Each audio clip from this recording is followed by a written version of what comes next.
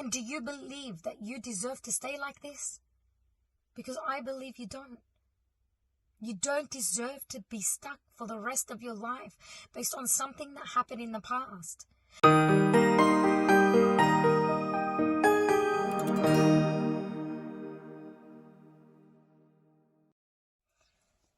People come to me with all sorts of traumas, from PTSD, complex trauma. We have the occasional or majority, you can say, clients that have come through from sexual abuse, assaults, and rape.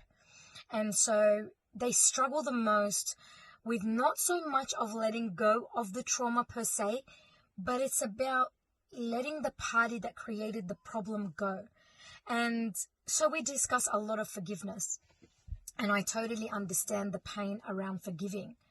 However, my point of this video today is there are different ways to forgive, and forgiveness is not one size fits all for everyone and doesn't work out for everyone the same. Forgiveness can come in many formats, and I would suggest that if you're still holding on to an old baggage, if you're still holding on to old pain, if you still haven't let go of the resentment, not of the person that created the problem, but of the actual story itself, the event of how you felt or how they made you feel in that process. I'm going to call it 3 or 4 types of forgiveness. You can choose to forgive someone in this world for the sake of you just moving forward.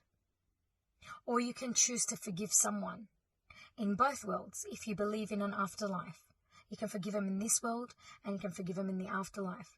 Not because they are deserving, but because you believe that your reward will be greater. You can choose to not forgive them completely. Or you could choose to partly forgive parts of them, or parts of the behavior, or parts of the event, or parts of the story. Not because they are deserving. You are not letting them go free. They are not set free into society. But the chains and shackles that you've been holding onto for so long, or the ones that they created invincibly right now, because you're no longer in the event, you're no longer in the story, you were in it, but you're no longer in it in this moment.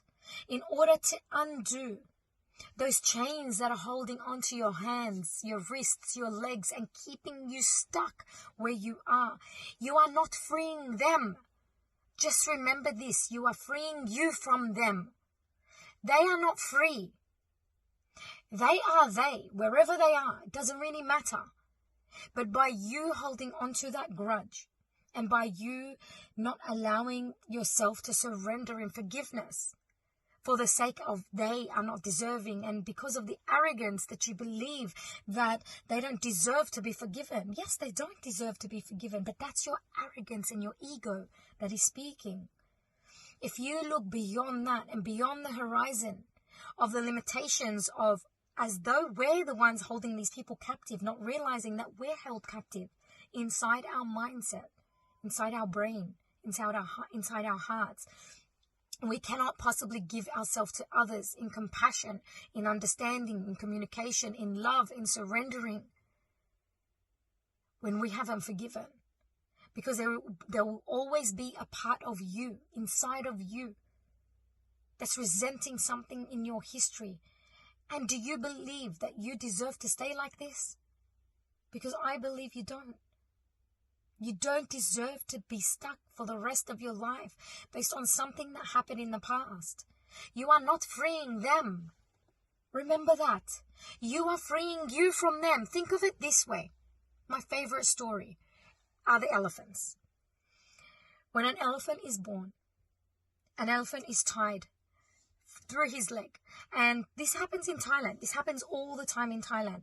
And so while the elephant has been tied down through his legs, he's been conditioned to believe that he is stuck. Every time he wants to run, the owner pulls him back, which is a human being. And every time he wants to run again, he gets pulled back again. And so time after time, he becomes conditioned to believe that he cannot run. He cannot let go. He cannot be free from that rope. So he's stuck. And so because he is stuck, he surrenders to the process of belief, of limitations, that he is not beyond anything than that. He's not capable for more than that. Think of it for a second. Until one day, this is a true story, by the way. I was in Thailand many, many years ago. I was younger. I was, I think, 18, 19. And we're talking over what? God knows. I'm not going to give you my age right now, but it was a very long time ago. And on stage, we're watching, it was called Fantasia. And they had elephants. And some guy was speaking in Thai to the elephant. He was not tied on a rope, by the way. He was an adult elephant. But on the side of the performance, there was the instructor there holding a whip and whipping the ground. Now, nobody could see it, but we were sitting at the front row, so I could sort of see him vaguely. But I noticed, okay, but I never understood the reasoning behind this. And so a Thailand guy was speaking in Thai to the elephant, interfering and interrupting the show. And so what happened was the elephant was getting distracted, and I wasn't understanding what he was saying. I was asking the guy next door because he was Thailand, and he understood the language. He said that he was saying to the elephant to cut free and run. Now, the elephant was confused. Does he consistently go through the program and do what he's being taught to do and perform while he's shitting himself looking at the master in the background? Or does he listen to this guy that's telling him, you're an adult right now and you're no longer tied down? And you've got a choice to leave, and I'll help guide you. What do you think the elephant did? Do you think the elephant stayed, or the elephant said no more and he left? Well, guess what? In front of the whole performance, the elephant walked off the stage. He did not stampede any human being, and he walked through. The guy had opened up the doors and he was free. Now, the other master, of course, was crazy, and he was, they shut down, obviously, the event, and he was very upset from that. Put him on the side. Who was cut free? The elephant or the master? The master was still the master. He was still there. He was the prosecutor.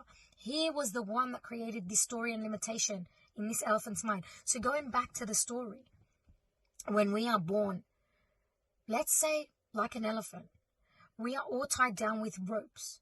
Ropes of values, beliefs, religion, schooling, bullying, the things that happen to us, the yeses, the nos that we have been taught to believe to be true for us. And so time after time, even if you remember a time in your life where you found that you were independent and you walked, and so you got a stepper and you stood on the fridge and you opened it and you were showing mommy that, oh my God, I can open up the fridge and get what I want. And you got yelled at and you got told, go down. You're not allowed to do that. You're not allowed, you're not independent, you're not old enough. And so time after time, you've been conditioned to believe that you're limited and you live in all these little boxes and you're tied to all these ropes. And so when you finally become an adult and you're about to fly, your wings have been clipped over the years of your life from the values and beliefs and stories you've been told of what you can and cannot do.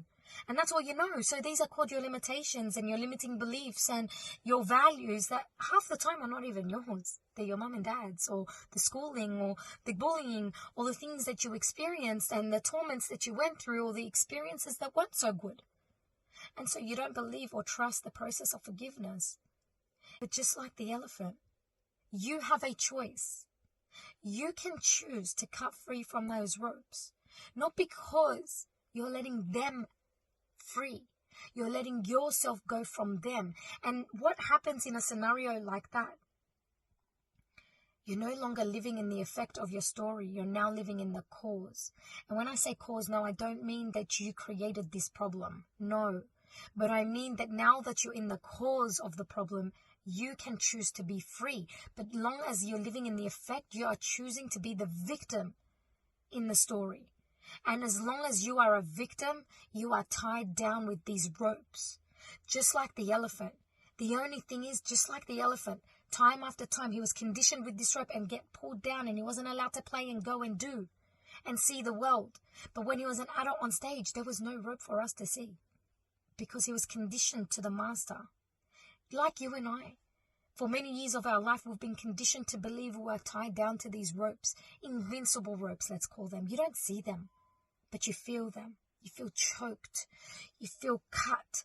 You feel held. You feel something's pulling you back. You walk 3 steps forward and you fall 10 steps back.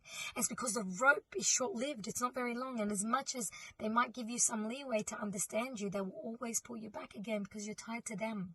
You're tied to their stories and their beliefs and their values. And so when that happens, you get stuck even more and you sit in a whirlpool of your pain and limitations and conditioning. And so what I'm telling you, you have a choice. And I would suggest, if you truly want freedom, and I struggled with forgiveness, and I'm not going to lie to you, I struggled to forgive, and I thought every time that I forgave that I had forgave, but I hadn't. I hadn't forgave because I was still in pain and agony. I had forgiven on a surface level. There was so much more layers to the pain that I went through that I didn't know how to forgive.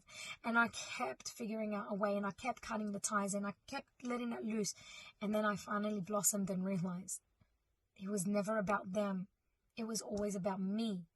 And so when I understood that concept, I instantaneously removed myself from the effect of all the stories that I experienced and I endured over the years of my life, the torments of the words, the judgment, the verbal abuse. And I came out and I set myself free from all of them, and I forgave them because I truly believed that I deserved to be free, because I made that decision. And mind you, it took me over 7 years. I struggled. I had forgiven many parts of my history, many parts of my story. I had even forgiven my parents for some things that I wasn't too happy with. I had even forgiven my bullies at school. I've even gone down to forgive my in-laws for the pain that I experienced. I even forgave my husband for not knowing how to deal, cope, and communicate. But there was this one person that I struggled to forgive. This one person that really, really gave me a lot of pain. And I forgave them. They weren't deserving. I'm going to tell you that one thing. They're far from deserving, because that one person is still the same person. Has not altered, changed, improved, has never apologized, has never let their guard down. They hold their pride and their ego really up high. And I forgave them. And the moment I did, my whole world changed. My perceptions, my limitations, my conditionings, my emotions were released. I was no longer cooped up. I was no longer bitter. I was no longer angry. And when somebody would mention their name, I would no longer go into a defense.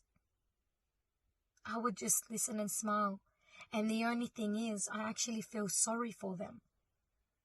And I make a lot of prayer for them. And for me, I have chosen to forgive them in both worlds. I have forgiven them both in this world and the hereafter.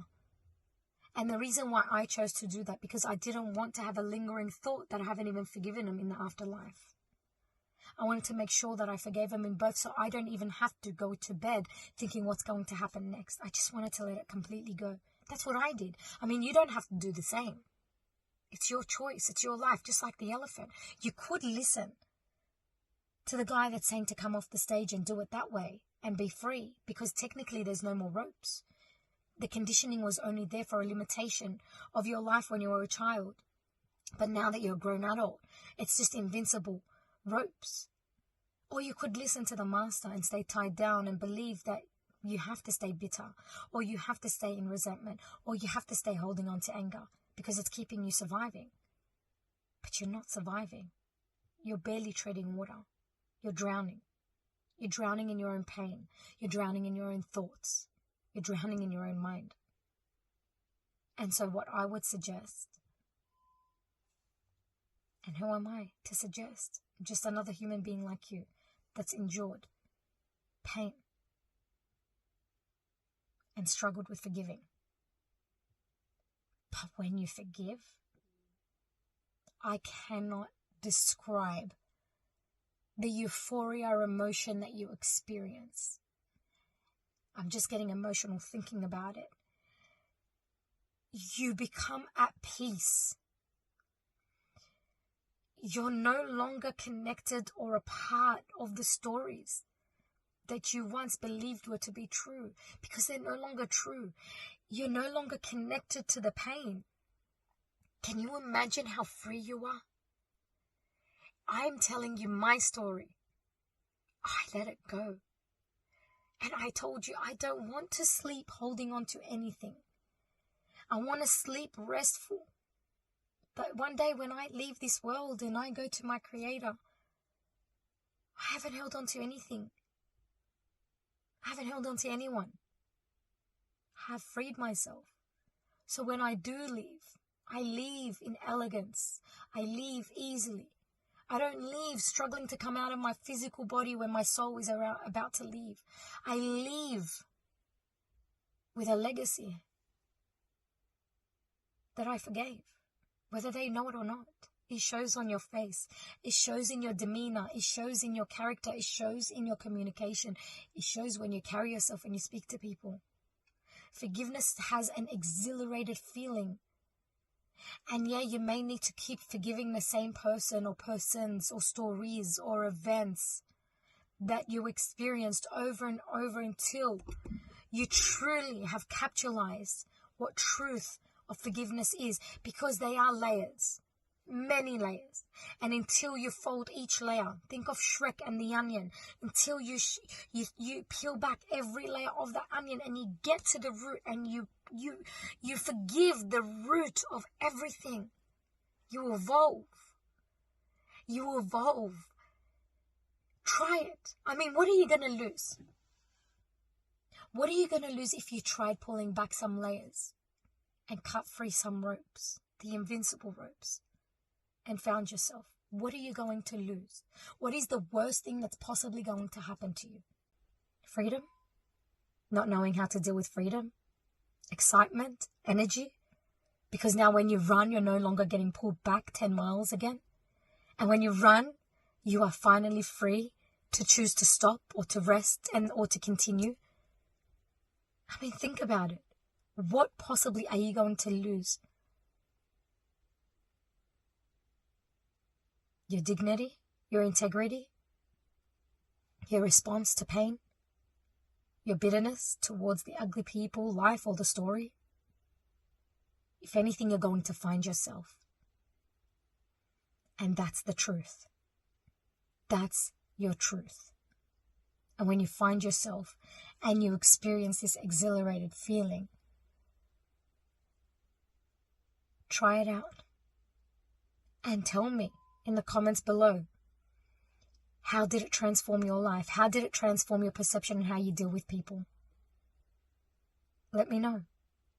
I'm already there. And even the little things as they come and go, you can choose to forgive them as well. Because as things happen and life happens, we experience things and we experience little bumps and pain, but they're no longer as hard as what it was back then. It becomes easier to forgive. It becomes easier to let things go. Because it's your journey and it's your life. And I mean, you wouldn't want to be tied down in an Amazon, would you? Trial it out. Start unfolding the layers. Forgive how you choose to forgive. That was just my idea. There is many other ways to forgive out there. And I'll be sharing a lot of that as we continue and as you watch my channel. From my heart to yours as always, sending you lots of love.